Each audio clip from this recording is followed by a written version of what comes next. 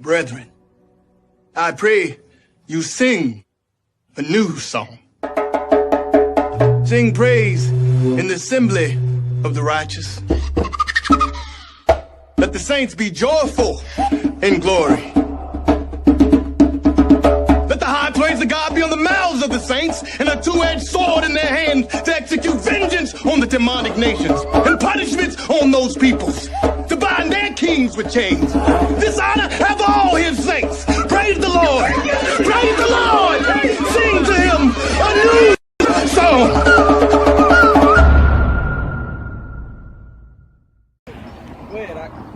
So, first and foremost, I want to give all praise, honor, and glory to the Most High God, Yahweh, by Hashem, Hamashiach, Yahweh, and the 12 tribes that are doing this work in truth and sincerity.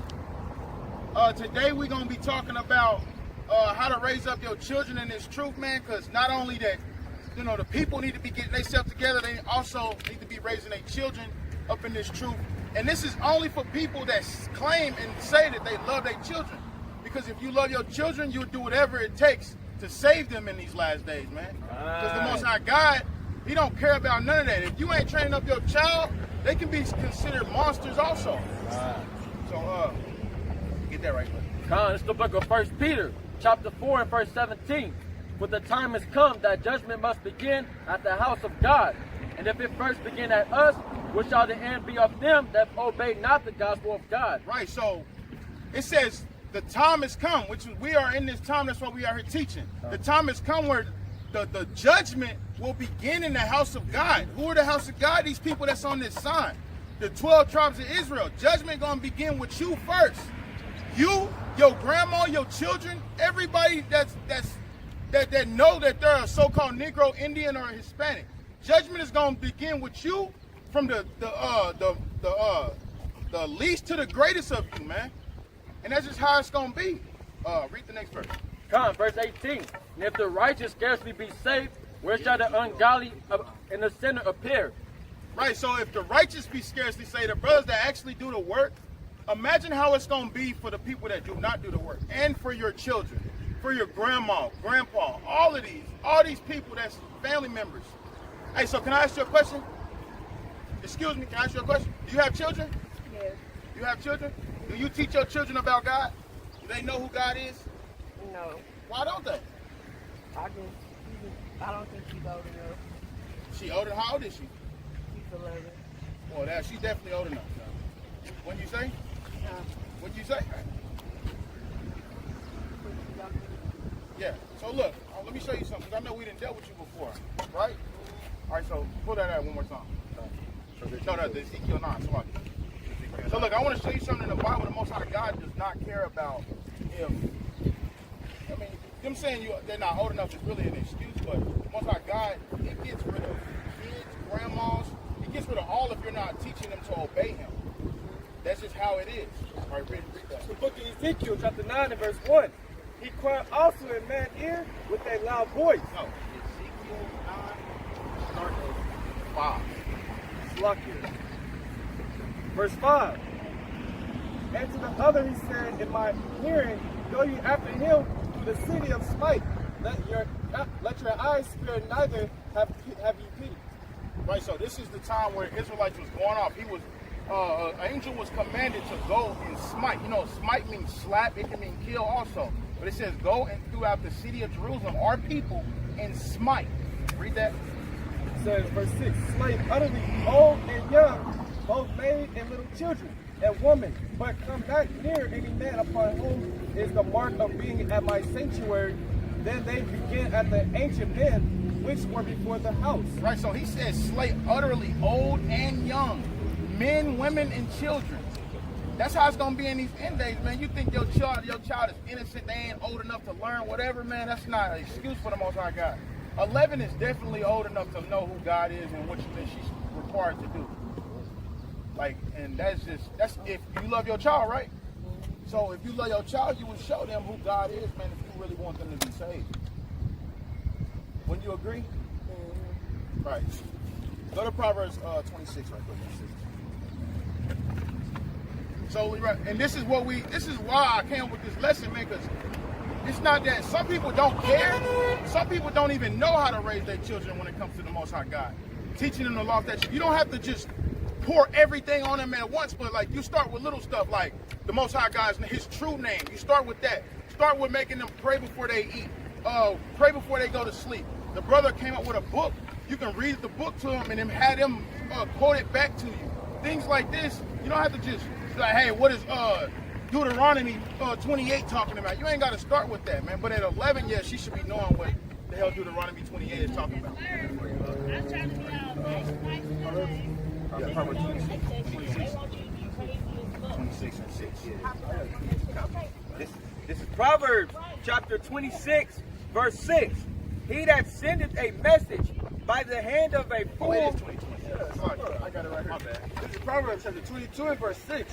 Train up a child in the way he should go, and when he is old, he will not depart from it. Right, so train up your child in the way he shall go, and when he is old, he is not going to depart. This goes with correcting them with the rod also. You train them up in the law, statutes, and commandments when they is a baby. Like I said, starting with the little things, and they're not going to depart when they get old. They're going to remember everything you taught them. Like the brothers say all the time, they start to learn everything. Their brain is a sponge they first 5 years of their life. So you have to deeply consider that, man. You don't want to be bringing forth monsters in a society, which the Bible tells you that happens. Get that in 2nd Ezra right quick. 2nd Ezra 5 and 8. This is 2nd Ezra chapter 5, verse 8. There shall be a confusion also in many places, and the fire shall be sent out again. Right, this is a end time prophecy. Read that from the top one more time. There shall be a confusion also in many places, right? And the fire shall be sent out again, right? And the wild beasts shall change their places, and minstrous women shall bring forth monsters. And that's what we be seeing. Minstrous women bring forth monsters. Little kids be slapping their mom. They selling drugs to their mom. They be doing all these different things, man. Walking around with pistols and shooting his mom. We made it to a mom. Her son shot his other homie's mom, and man, come on, man. That's minstrous women bringing forth monsters in these last days. You're supposed to be training your children and letting them know what's going on in this Bible and what to do to be saved in the end time. But that's only if you love God. Only. You got something? It's Deuteronomy 6 and 6. It says, and these words which I command thee this day shall be in thy heart, and thou shalt teach them diligently unto thy children, and shalt talk to them when thou sittest in thy house, and when thou walkest by the way, and when thou layest down, and when thou raisest up. So that's instructions on how you should be teaching your children.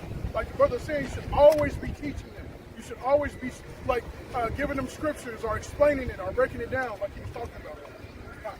God, always, man. You're not supposed to cease. Just like we don't cease when it comes to reading, coming out to camp. Are we supposed to let our kids see this and let them grow in this? Not growing in the damn world and looking at your kid be like, he's okay. He be gone all day and he still come back home at nighttime. You don't know what the hell your kid out there doing, man. So, Jordan, get verse 15 right quick. God, this is Proverbs chapter 22 and verse 15. Foolishness is bound in the heart of a child. Right? It says foolishness is bound in the heart. We already know. Kids do foolish things. So why in the hell would you be letting your kid out here doing whatever the hell he want amongst these grown adults who don't know what the hell they doing? You know, they be playing with guns. Gun go off and a kid get hit with a straight bullet. This grown-ass man don't know how to handle a gun. And your kid get hit by a straight bullet. That's kids dealing with foolishness. They constantly do. Even in grown-ups, they deal with foolishness. Go ahead, continue. God, but the rod of correction shall drive it far from him. Right. Whoop your kids' ass, and they gonna do what we all know as black people. We whoop our kids' ass. They do what we tell them to do. You look at the other side with these crackers, man. They be get in the corner, Timmy, stuff like that. Hey, next thing you know, that kid's telling, hey, forget you, mom. They doing all these things contrary, but we all know blacks, we whoop our kids' ass, and they do what we tell them to do, man. And the Bible tells you to whoop your kids' ass. It tells you to whoop them with the rod. You whoop their ass, and they gonna do what you tell told him to do. Simple as that. Continue. Verse 16. He that oppresseth the poor to increase his riches, and he that giveth to the... It's 16. Oh, no. I didn't hear you say that. God, it's the book of Proverbs, chapter 23, verse 13. Hey, y'all believe in the Bible? Oh, yes. Y'all know whooping your kids is in the Bible, right? Oh, yes. But, you know, the society tells you not to whoop your kid. Yes. Because it's in a New World Order. I don't know if y'all heard of this book. It's a New World Order book. It tells you this is the process of starting a New World Order.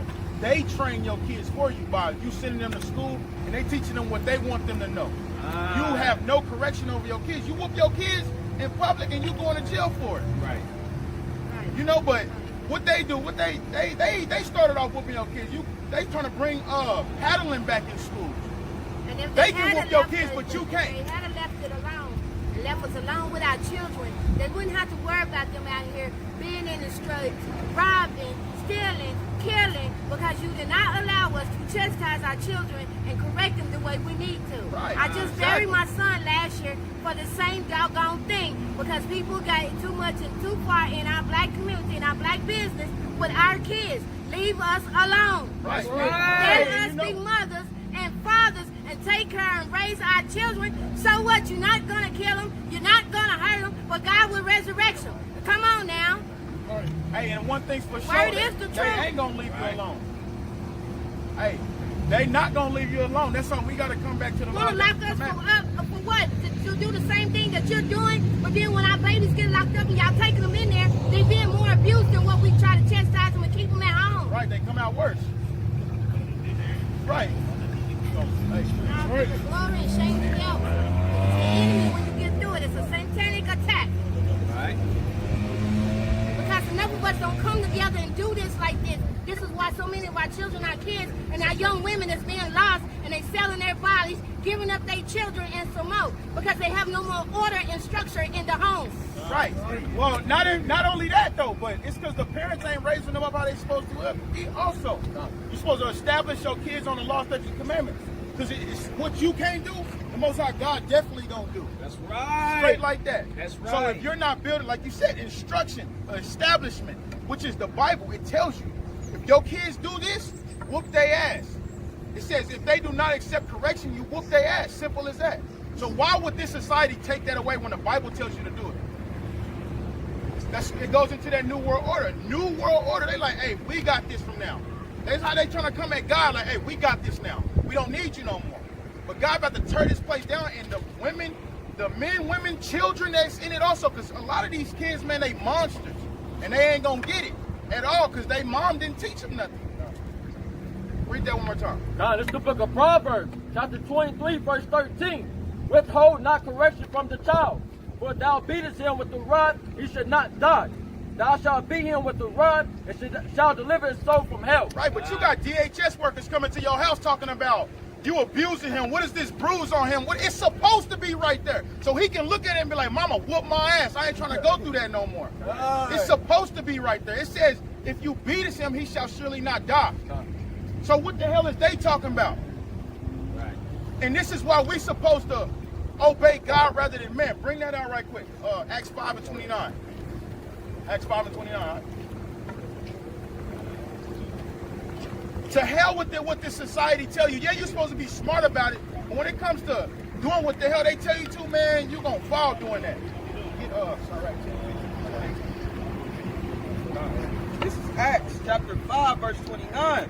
Then Peter and the other apostles answered and said, we ought to obey God rather than men. Right, so you're supposed to obey God rather than man. What the Most High God tell you? We just read. The Most High God said, beat their ass. And that's what we gonna do. Simple as that. Now that's it.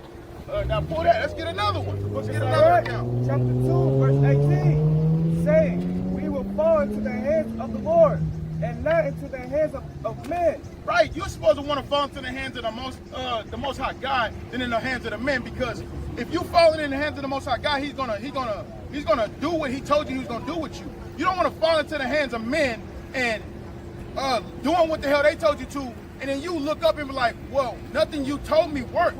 Like in school, you send your kids to school, you be eager to send your kids to school just to make your kids even more docile.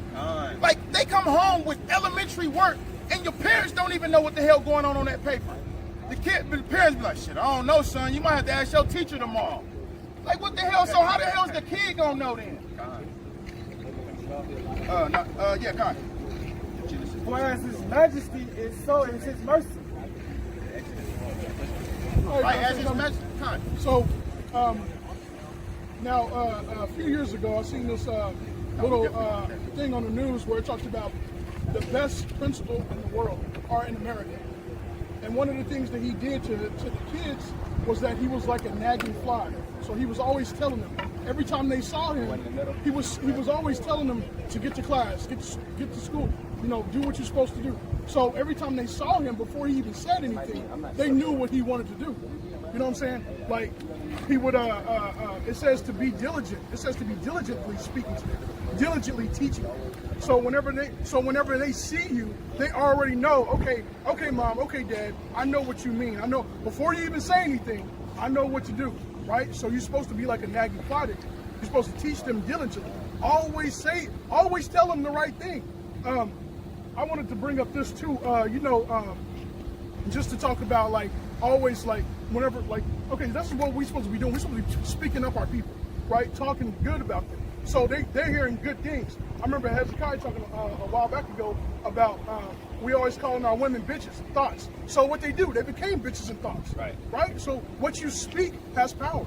You know what I'm saying? So you should always be telling them the right thing and what's right and what's good and what's right and what's clean and what's not clean. Right? So you're supposed to be diligently speaking to them. Man, that goes into dealing with technology. I got something there. Hey, so I was in his notes, right? Because he got a big old thing of notes. You know, he's been around for a minute. So I actually he allowed me to go view his notes. And when I was going in his notes, when I was going into my father-in-law notes, I seen a few papers that caught my eye, you know, and there's tons of papers in there, but this one caught my eye, and I feel like today would be a good day to go into it a little bit, right? Because it was going into how to make the Negro slaves and how to make them slaves for not just one season and one generation, but forever. And the key point into making a good servant and a good slave was breaking the woman, right? So women don't really understand how much power they got in this society, and they gave them that power for a reason. Now, when I go into it a little bit, y'all gonna understand why they did that. So what they would do is they would first break the male, right? So you got your woman. If your woman watch her head get broken and torn to bits and broken, that's gonna break her, and she's gonna be afraid. So when that woman has offspring, when she has a male, she will teach that male to be afraid, right? So the woman ends up having to stand in front of the man, and the woman starts trying to be the head. That's what they did. And that's why you got a role reversal in today's society, right? They want the woman to be the head, and the man is standing behind the woman.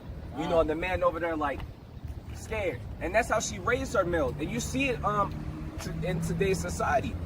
You know, your mama be scared for your life, and you're not really scared, but now she putting fear in you. You scared to be a man.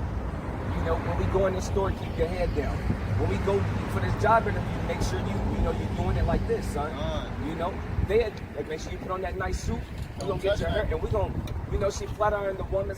You know, we doing all things contrary to doctrine, to what the Bible say, and you being a woman for your a woman for your woman, like the brother would say, right? And now you got the woman taking care of the man, right? And we know what that tells you in Sirach 25. It tells you that when a woman takes care of a man, she's full of anger, man. There you go. Hey, it's lucky, and that goes into like a genetic memory. So whenever she does this repetitively, when she does it over and over again, she's not only teaching her child or her daughter how she should be acting, but it's going off into her whenever she produces too, her DNA and what she produces, and it goes into like what's that one called genetic? When it talks about genetic memory and how they made the mouse's children afraid of even what the mouse, like they kept electrocuting the mouse, and then when the mouse had children, his seed was already automatically afraid of it. Exactly. You know what I'm saying? So And that's what it goes into that. And they compared the Negro to a horse. Just how a horse is strong-headed and strong-minded. You got to tame them and break them. That's what they did to the Negroes. And the horses, hey, they offspring, they start to understand. You get them at a young age.